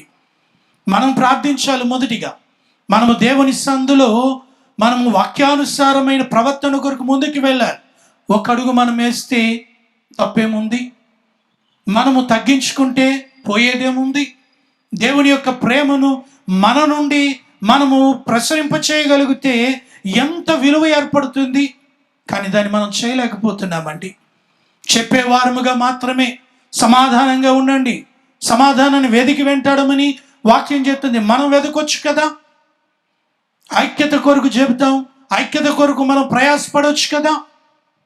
నేటి దినాలలో శరీరానుసారంగా ప్రవర్తిస్తున్న వారమే ఎక్కువైపోతున్నామండి. సాతానుడు నిన్ను బలపరుస్తూ ఉన్నాడు. ఆలోచన చేయి. శరీరానుసారమైన క్రియలకు నీ జీవితంలో స్థానం ఇస్తూ ఉంటే నీవు సాతాను చేత నడిపింపబడుతున్న వ్యక్తివి. దేవుని సంగమా దయచేసి సాతాను చేత నడిపింపబడవద్దు. దేవుని ఆత్మ చేత ఎందరైతే నడిపింపబడతారో వారందరూ దేవుని కుమారులై ఉంటారు. సమాధాన పరుచువారు దేవుని కుమారులుగా పిలువబడతారు. శరీరానుసారమైన జీవితం కొరకు దయచేసి నా జీవితాలు ఈ లోకములో ఉండడానికి వీలు లేదు. ఇంకా సువార్త పాఠంలో క్రింది వచనాలకి వెళ్ళేసరికి ఆయన చెప్తాడు, ఏ చెట్టుకి ఆ ఫలం మాత్రమే కాస్తుంది. మంచి ఫలాలు ఫలించండి, చెడ్డ ఫలాలు ఫలించొద్దు. కారు ద్రాక్షలు కాయొద్దు. దేవునికి ఇష్టం లేని ఫలాలు నీ జీవితంలో ఉండడానికి వీలు లేదు. దేవునిలో ఉన్నవారు మాత్రమే దేవుని ఫలాల్ని ఫలించగలుగుతారు. శరీరానుసారంగా విత్తువాడు శరీరానుసారముగానే మరణాన్ని కోస్తాడు పంటగా. ఆత్మానుసారముగా విత్తువాడు ఆత్మ విషయంలో జీవమనే పంటను కోస్తాడు. ఈ దినాన్న మనము ఏ చెట్టుగా ఉన్నాం? క్రైస్తవులమైతే, క్రీస్తుని కలిగిన వారమైతే వాక్యానుసారమైన ఫలాలు కనబడాలి, వాక్యానుసారమైన ఫలమేమనగా మనందరికీ తెలుసు. గలతీ పత్రిక 5వ అధ్యాయము 22వ వచనంలో అన్నమాట. అయితే ఆత్మఫలమేమనగా ప్రేమ, సంతోషము, సమాధానము, దీర్ఘశాంతము, దయాళుత్వము, మంచితనము, విశ్వాసము, సాత్వికము, ఆశా నిగ్రహము. ఈ ఫలాలు కనబడాలి. నువ్వు శరీరాన్ని వదిలి, శరీరాన్ని విడిచి, శరీరాశలన్నిటినీ చంపివేసి ఆత్మలో జీవిస్తున్న వ్యక్తివైతే ఈ ఫలం కనబడాలి. ఈ ఫలాలు ఉన్నాయా మన జీవితంలో? దయచేసి ఆలోచన చేయండి. ఇటువంటి ఫలభరితమైన జీవితాలు మనము కలిగి ఉండకుండా ఇవి రాను రాను కూడా మటుమాయమైపోతున్నాయి. మొదట్లో ఉన్న ప్రేమ ఇప్పుడు ఏమైపోయింది? మొదటిలో ఉన్న సంతోషం ఇప్పుడు ఏమైపోయింది? మొదటిలో ఉన్న ఐక్యత ఇప్పుడు ఏమైపోయింది? కలహము. దేవుని బిడ్డలారా, దయచేసి శరీర క్రియలన్నిటినీ కూడా చంపివేద్దాం. ఒక మంచి ఫలాలు మనము ఫలించే వారముగా ఉందాం. ప్రస్తుత లోకంలో చెడ్డ ఫలాలున్న ఫలింపు ఉంటుంది చాలామందికి. దాన్ని బట్టి గర్విస్తున్న వారు చాలా అధికమైపోతున్నారు. లేఖనం ఏం చెప్తుంది అంటే, దేవుడు మెచ్చిన ఫలాలు అనగా ఆత్మఫలము లేకపోతే ఒక దినాన అది నరికి అగ్నిలో పడవేయబడుతుంది. నరికి అగ్నిలో పడవేయబడుతుంది. ఆ దినాన్న ఎంత బాధ ఆలోచన చేద్దాం. ఆ బాధ మన జీవితాలు ఆలోచన చేద్దాం. అనేక పర్యాయాలు నేను చెప్తూ ఉన్నాను, పరలోకము గురించి ఆలోచన చేస్తే దానిని ఒక్కసారి ప్రక్కన పెట్టి నరకం కోసం ఆలోచన చేయండి. నరకములో ఎంత వేదన ఉంటుందో. అగ్ని ఆరదు, పురుగు చావదు. ఆ భయంకరమైన స్థితిని నేను ఆలోచన చేసి ఇప్పుడు మార్పు చెందుదాం. సువార్త పాఠాల్లో మనం చూస్తాము కదా, ధనవంతుడు బీద లాజరు గురించిన ఉదాంతం. ధనవంతుడు నరకాగ్నిలో చాలా బాధపడుతూ అప్పుడు ఆలోచన చేస్తాడు తన కుటుంబం కొరకు. ఎప్పుడైనా ఈ లోకంలో బ్రతుకుతున్న నేను మన కొరకు, మన కుటుంబం కొరకు ఆలోచన చేస్తామా? మంచి ఫలాలు ఫలిస్తున్న వారముగా, మంచి ఫలాలు ఫలిస్తున్న కుటుంబముగా, సంఘముగా మనం కొనసాగుతూ ఉన్నామా? మంచి ఫలాలు దయచేసి ఫలించడానికి ఇష్టపడదాం. 3వ మాట అంటాడు కదా, మీరెవరో నాకు తెలియదు, అక్రమము చేయువారులారా నా యొద్ద నుండి పొండి అని. అక్రమకారులుగా ఉండొద్దు. మనల్ని మనం మోసగించుకోవద్దు. అబద్ధ ప్రవర్తన గురించి జాగ్రత్త పడదాం. మనల్ని మనం మోసగించుకోవద్దు. అది మొదటి మాటగా స్వార్థ పాఠంలో. రెండవది మంచి ఫలాలు ఫలించండి అన్నది రెండవ మాట. మూడవది అక్రమకారులుగా ఉండొద్దు. అక్రమకారులుగా ఉండొద్దు. మనము చదువుకున్న పాఠములో 21వ వచనంలో స్వార్థ పాఠము, ప్రభువా ప్రభువా అని నన్ను పిలుచు ప్రతివాడు పరలోక రాజ్యంలో ప్రవేశింపుడు గాని పరలోకమందున నా తండ్రి చిత్త ప్రకారం చేయువాడే ప్రవేశించును. మాటలలో క్రీస్తుని చూపి క్రియలలో కనపరచని వాడు అక్రమకారుడు. మాటలలో క్రీస్తుని కనపరిచి క్రియలలో మాత్రం క్రీస్తుని కనపరచలేని బ్రతుకులు, అది అక్రమము చేసే బ్రతుకు. రెండవది 22వ వచనం, ఆ దినమున అనేకులు నన్ను చూచి ప్రభువా ప్రభువా మేము నీ నామమున ప్రవచింపలేదా, నీ నామమున దయ్యములు వెళ్ళగొట్టలేదా, నీ నామమున అనేక అద్భుతములు చేయలేదా అని చెబుదురు. క్రియలు, అద్భుతాలు మనము క్రీస్తుని ప్రత్యక్షపరచుటలో చేయగలుగుతున్నాం. కానీ ఆత్మలో క్రీస్తుని ఎరుగని వారు చాలామంది సూచక్రియలు చేస్తూ ఉన్నారు, కానీ ఆత్మలో క్రీస్తు లేడు. ఆత్మానుసారమైన బ్రతుకులు లేవు. అటువంటి వారు కూడా అక్రమకారులు అని వాక్యం చెప్తోంది. కీర్తనాకాడు 6వ సంకీర్తన 8వ వచనం అంటాడు, పాపము చేయువారు తొలగిపోవాలి. పాపము నుండి దూరంగా పారిపోండి. ఎందుకు అంటే, ఒకవేళ పాపములో ఉంటే, ఫలించని జీవితాలుంటే, శరీరానుసారమైన బ్రతుకులుంటే వారి అంతము నరకము. 23వ వచనంలో ఉన్న మాట, అప్పుడు నేను మిమ్మల్ని ఎన్నడూ ఎరుగను, అక్రమము చేయువారులారా నా యొద్ద నుండి పొందని వారితో చెప్పుదును. యేసు నుండి మనము తరిమి వేయబడితే, యేసయ్య నోటు నుండి మనం ఉమ్మి వేయబడితే మన పరిస్థితి చాలా దుర్భరమైపోతూ ఉంది. పరిశుద్ధాత్మ దేవుడు మరొక సమయాన్ని ఇచ్చి మనతో మాట్లాడుతున్నాడు. ఇకనైనా సరే శరీర సంబంధంగా బ్రతకొద్దు. ఆత్మానుసారంగా బ్రతకండి. ఇకనైనా సరే మంచి ఫలాలు ఫలించండి. ఇకనైనా సరే క్రమమైన జీవితాన్ని కలిగి ఉండండి అని చెప్పి ఈ దినాన వాక్యం చాలా స్పష్టంగా చెప్తుంది. కాబట్టి మనం అందరూ కూడా మార్పు చెందుదాం. ఒక ప్రాముఖ్యమైన మాట ఏమిటంటే, తప్పుడు సిద్ధాంతం నమ్ముకున్న వ్యక్తి, తప్పుడు బోధకుని వెంబడిస్తున్న వ్యక్తి జీవితంలో ఎటువంటి మార్పు నొందడండి. మనం ఇప్పుడు ఎంచుకుందాం, సరైన బోధకుని ఎంచుకుందాం, సరైన సిద్ధాంతాన్ని ఎంచుకుందాం. మన యొక్క జీవితాల్లో సరైన సిద్ధాంతము, సరైన బోధకుడు యేసు దేవుని యొక్క వాక్యం. దానిని కానీ మన జీవితాలు ఎంచుకోగలిగితే తప్పక నిత్య జీవాన్ని పొందుకుంటాం. ఆత్మానుసారంగా బ్రతుకుతే మనము జీవాన్ని పొందుకుంటాము. శరీరానుసారమైన ప్రవర్తన విడిచిపెడదాం. ఆత్మానుసారంగా నడవడానికి ఇష్టపడదాం. ఆ రీతిగా ఉంటే దేవుడు సంతోషిస్తాడు. కాబట్టి ఉదయాన్ని దయచేసి అందరూ కూడా గమనించండి. శరీరానుసారంగా ప్రవర్తించుటకు శరీరమునకు మనము రుణస్థులము కాదు.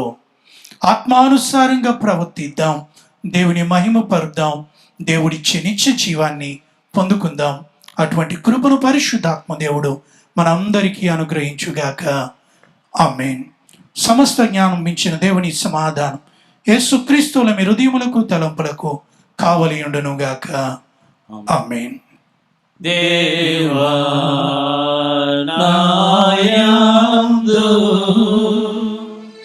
శుద్ధ హృదయము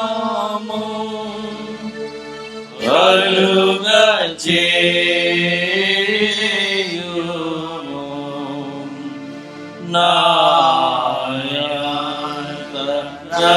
నాయంతరంగములో స్థిరమైన మనసును ఘనముగా పుట్టించుము. నీ సన్నిధానములో నుండి నన్ను త్రోసివేయకుము.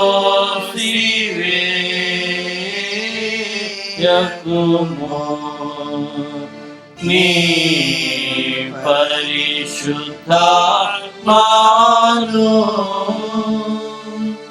నా యొద్ద నుండి తీసివేయకుము.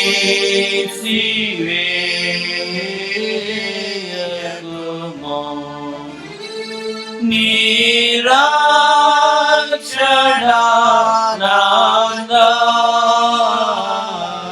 రక్షణానందము నాకు మారగా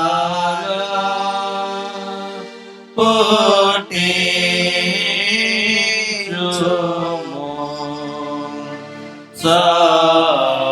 సమాధి కల మనసు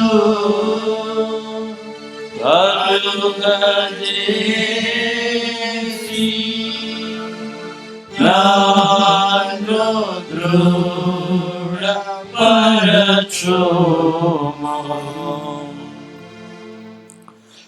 ప్రార్థన చేసుకుందాం. మనమందరూ కలిసి కీర్తన పుస్తకంలో 10వ పుటలో ఉన్న ముఖ్య ప్రార్థన అనుసరిద్దాం.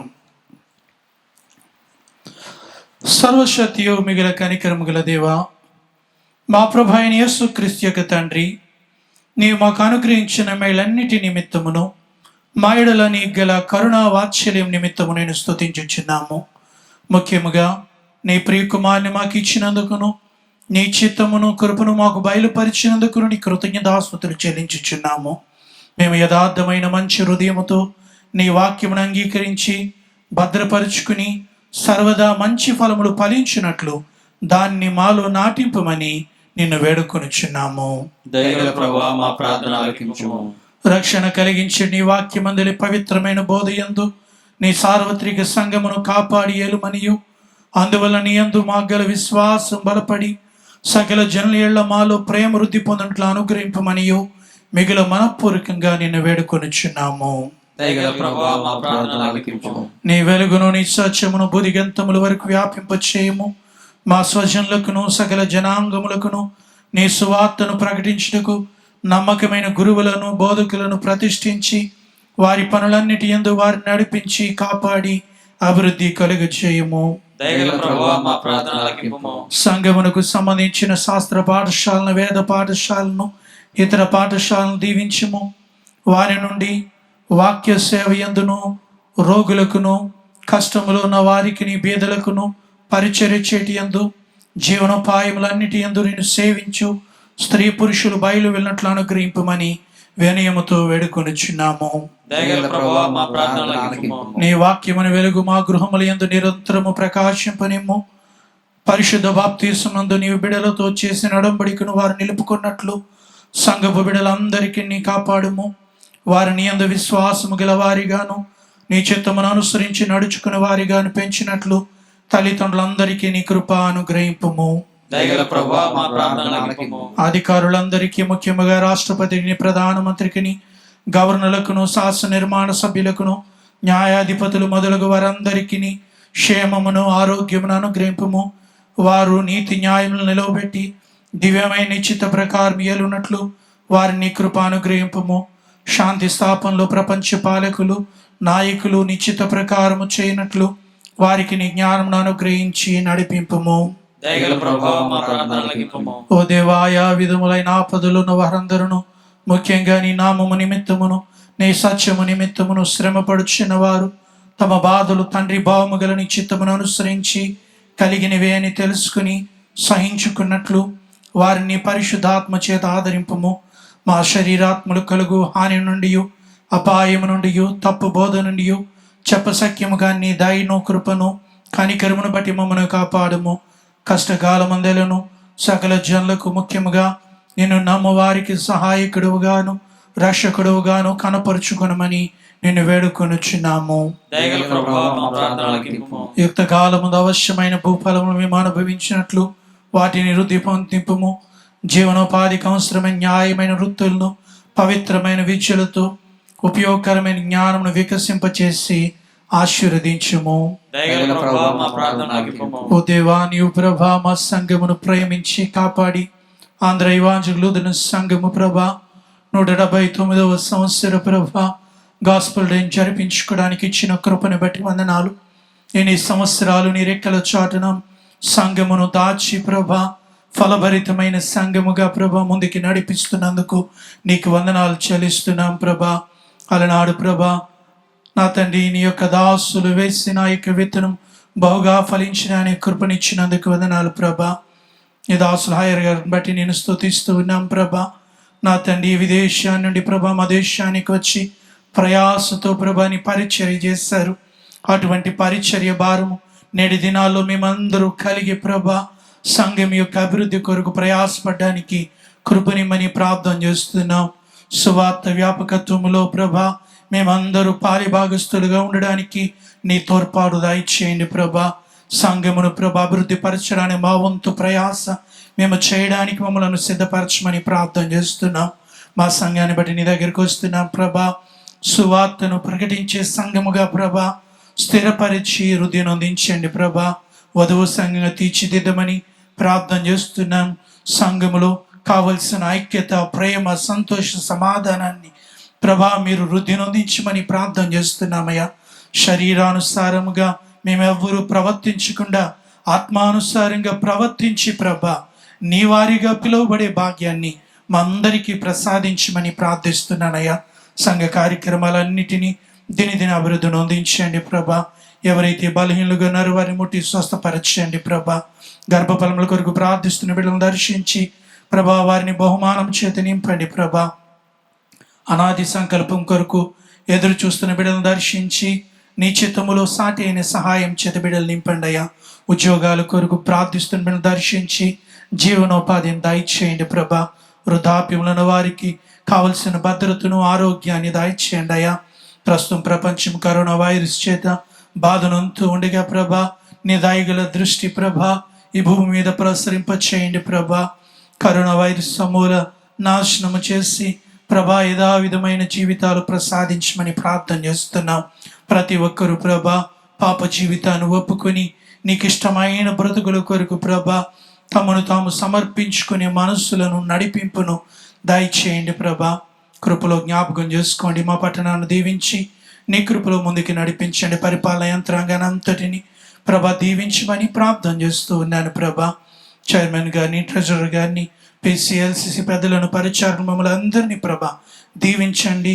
నమ్మకమైన వారుగా నిన్ను కలిగిన పరిచారకులుగా ప్రభా వృద్ధి నొందించమని ప్రార్థన చేస్తూ ఉన్నానయ్యా.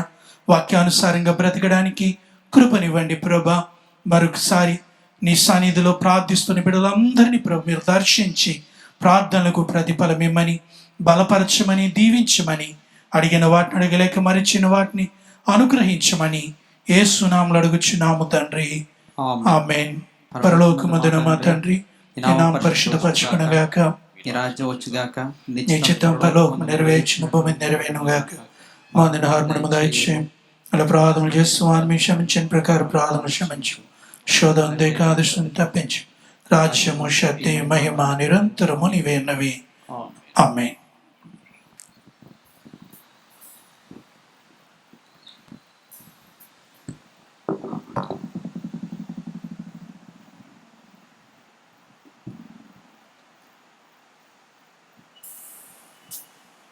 మనం ఆరాధన ముగించుకుంటూ గాను ఆంధ్ర క్రైస్తవ కీర్తన పుస్తకంలో నుండి 470వ కీర్తన పాడుకుందాం.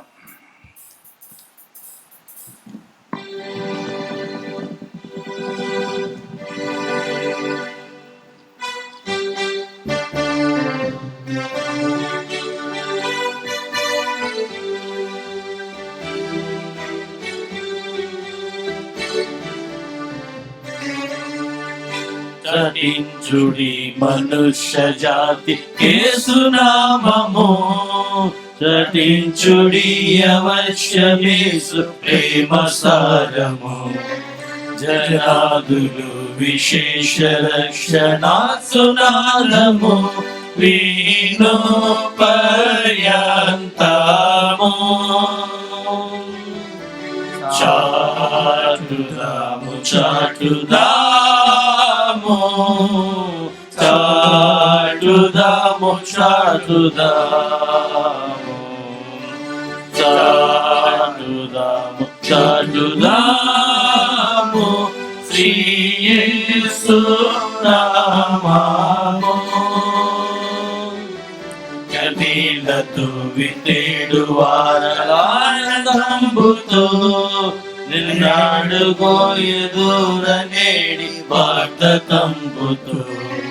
మన్నాన కోరు భక్తులా నిండు మైత్రితో మానవా ప్రేమతో. చాటుదాము చాటుదాము చాటుదాము చాటుదాము చాటుదాము చాటుదాము చక్కని మార్గము. మందు నుండు నీకు చావు కాలము, సదా నశించిపోవు వారికి సుభాగ్యము. ఇదంబు చూపగోరి ఆశ తోడ నిత్యము వినిపించుచుందాము.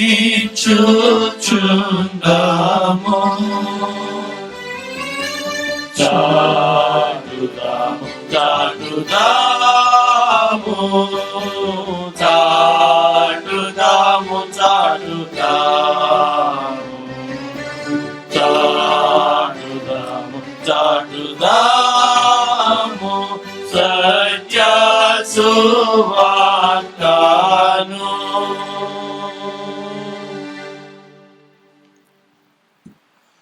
ప్రభుని ఆశీర్వదించి నేను కాపాడుగాక. ప్రభు నీకు తన సంధి ప్రకాశింపజేసి నేను కరుణించుగాక. ప్రభు నీ మీద తన సన్నిధి కాంతిని ఉదయింపచేసి నీకు సమాధానము కలుగచేయునుగాక.